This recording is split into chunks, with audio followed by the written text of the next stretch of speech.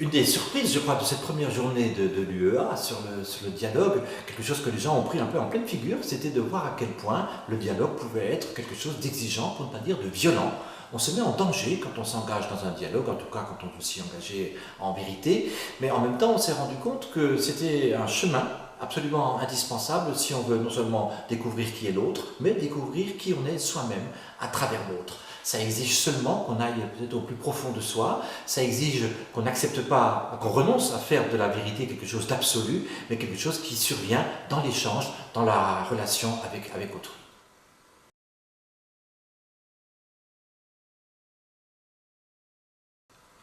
Alors, après cette journée qui s'intéressait un peu au dialogue entre les hommes que nous sommes, avec aussi des composantes de silence et des composantes de communication, pas forcément toujours verbales, nous arrivons à une journée plus théologique, si on veut dire, c'est-à-dire qu'est-ce que ça veut dire que de dialoguer avec Dieu, qu'est-ce que ça veut dire que Dieu est parole, que Dieu, à travers son Fils, le Christ, s'est adressé à nous, le Verbe fait chair. Et donc le défi de cette journée, ça va être de voir comment est-ce que ce que nous vivons en termes de dialogue, comme difficulté, mais aussi comme